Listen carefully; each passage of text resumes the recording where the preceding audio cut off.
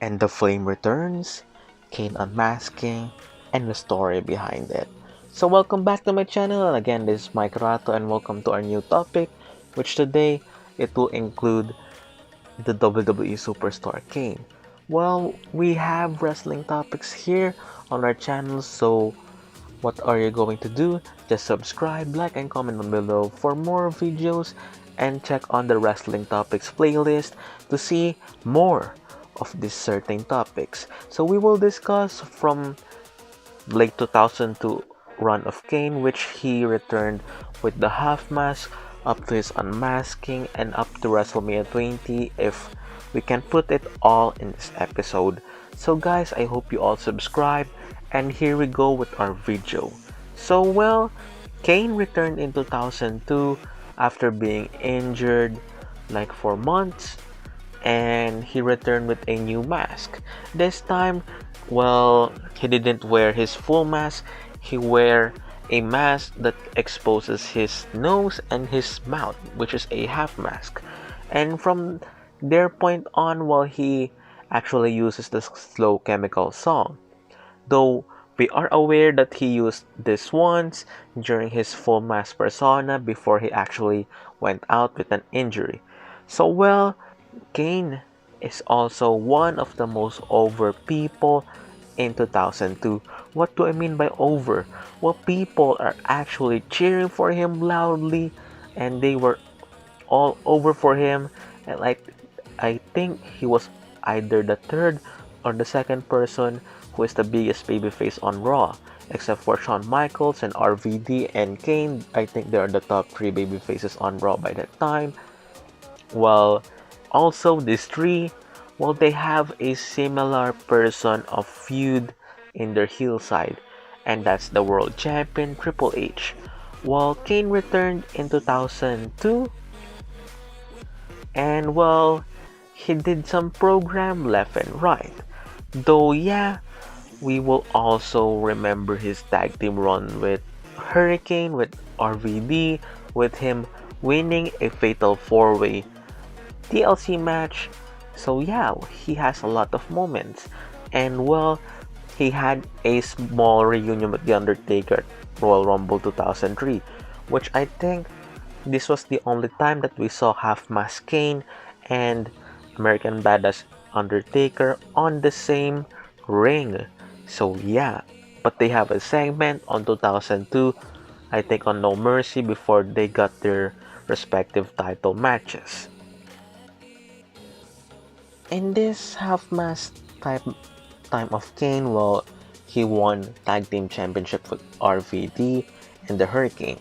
He won the IC title, and while he contend for the World Heavyweight Championship versus Triple H, and an Elimination Chamber match with Shawn Michaels winning, and yeah, a lot of feuds with Triple H, on and off feud between them.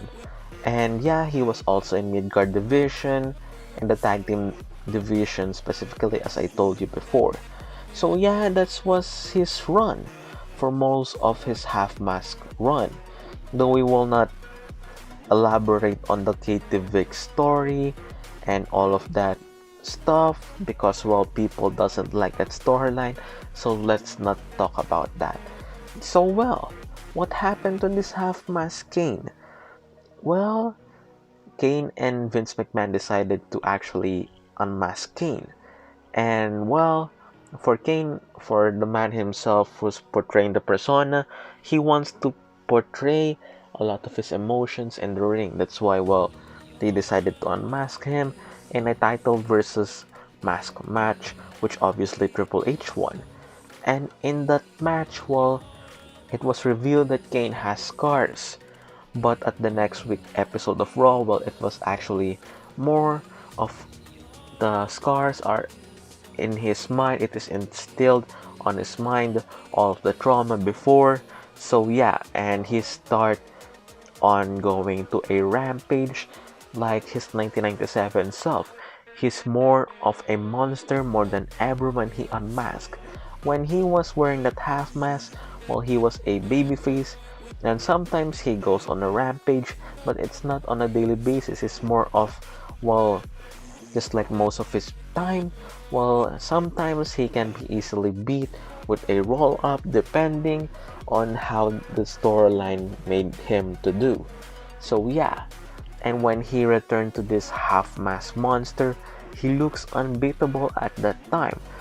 Well, what did he do during his first few months unmasking? Well, he attacked RVD. I think there's a segment which he throws someone. I think he throw RVD to a glass or a wall, something like that. And then while he used electric shocks to attack Shane McMahon on his you know what, and then Tombstone Linda McMahon. And then while he had matches with RVD at SummerSlam, I think, and then while he had this brutal match with Shane McMahon in 2003. Also, well, he buried The Undertaker alive, causing the American Badass, well, to be gone for at least, well, 17 years. Yeah, we didn't see the American Badass except for one time when The Undertaker wore that bandana on SmackDown, and after that, well, we didn't see any glimpse of that character. Though his movements in the ring, well, it's more of the American Badass style because of his boxing thing, and he walks more of a fast walker compared to his former persona. So yeah, and while Kane, well, he actually has good things that is happening to him in this unmasked thing with his new character. Well, it's the same character, but the monster within him, well, it actually woke up yet again to cause some rampage on Monday Night Raw. Also, he put JR on fire and he chokeslammed Eric Bischoff through table outside, I think, on the stage while he chokeslammed Eric Bischoff. And then while he hunt every single one of the roster back then. And yeah,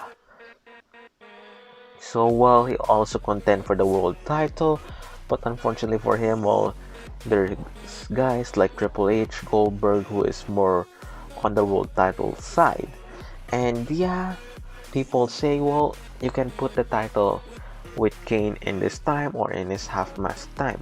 Well, people have their opinions and WWE has their opinions of running their business. So, well, after this thing in 2003, well, he go to a feud with Undertaker because of burying him alive. While the Undertaker plays some mind games with Kane, having these segments, shaking the ring, playing a mind game on the Royal Rumble match, Kane causing Kane to be eliminated. Kane choke slamming Spike Dudley on the entrance ramp.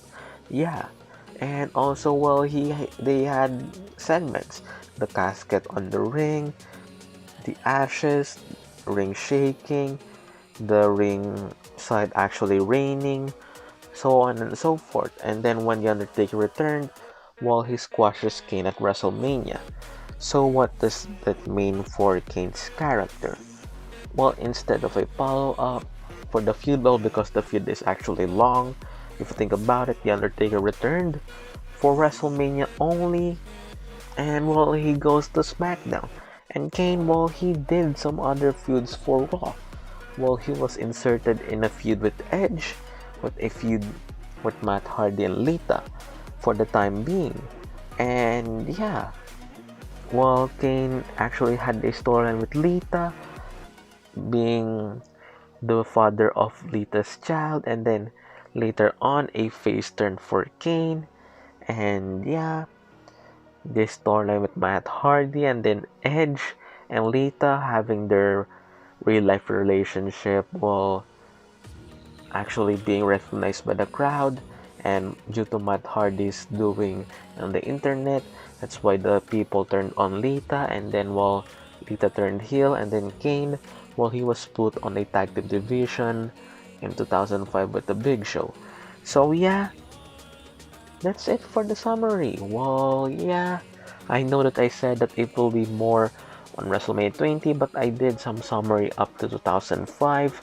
And yeah, I hope you all like this video. Comment down below, share, subscribe. And again, this is Mikeratto, and peace.